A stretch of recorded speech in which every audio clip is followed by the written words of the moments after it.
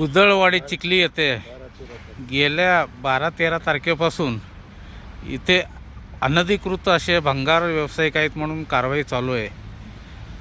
इथे 20-30 वर्षापासून हे लोक राहतात। हे बघा पक्के बांधकाम आहे। भंगार व्यावसायिकांना गजा आणण्यात आलेला आहे सरकारकडनं। हे पहा किती त्यांचं नुकसान झालेलं आहे। हे बघा असे अनेक कमसे कम 700-800 एकर जागा या ठिकाणी खाली करण्यात आलेले आहे।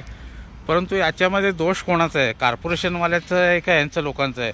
लोक तर राहायला दिलं तरी राहतात, पण कॉर्पोरेशनचा कायदा आहे की बाबा बेकायदेशीर राहता येत नाही। त्यांनी काही सांगितलं नाही की बाबा इथे येऊन तुम्ही बांधू नका, हे करू नका। तिथले बीट मार्शल लाखो रुपये यांच्याकडनं घेऊन जायचे, हप्ते घेऊन जायचे। हप्ते असायचे महिन्याला 1,00,000-2 लाख रुपये प्रत्येक याच्या व्यवसायाकडनं। पोलिसांचं भागायचं, त्याचं भागायचं। पण अचानक राजकीय दबावाखाली कारवाई करण्यात आलेली आहे। या ठिकाणी अनेक लोकांचं नुकसान आहे। एक चाचा आहेत आपल्याकडं। काय नाव चाचा आपलं? राज कम्फर्ट प्रोडक्ट्स। काय म्हणून तुमचं कसलं दुकान होतं इथं? ये फॉर्म की फॉर्म दुकान होतं। किती वर्षापासून तुम्ही हे केलं? 6-7 साल भाड्याने घेतलं होतं का जागा का कसं? आणि सगळं नुकसान झालेलं आहे सब असंच? नुकसान। तुम्हाला माल का सब नोटीस वगैरे न देता असंच? नोटिस दिया था, बहुत शॉर्ट हाँ। नोटिस दिया था, हां 15 दिन। और वो इम्पॉसिबल था माल यहाँ से हटाना। 15 दिन में इतना माल नहीं निकल सकता है।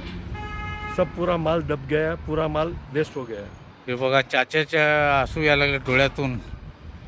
असं ते नवीन दुकान त्यांनी हे केलेलं 5-6 वर्षापूर्वी लाखो रुपये त्यांनी लावले।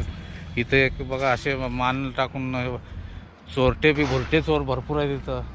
त्याच्यासाठी असे रक्षण करावं लागत आहे। पोलीससुद्धा नाही त्या ठिकाणी। फक्त बांधकामावेळी हजारो पोलीस आणले, पाडून गेले। असं हे कारभार आहे कॉर्पोरेशनचा। तरी या ठिकाणी कॉर्पोरेशनवरती अधिकाऱ्यावरती कारवाई कधी होणार? अधिकारी लोक पैसे घ्यायचे, हे करायचे, हप्ते घ्यायचे महिन्याला। असं झालेलं आहे या ठिकाणी। पहा दृश्य बघा या ठिकाणी।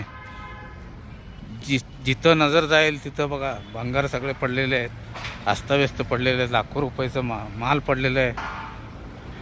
हे बघा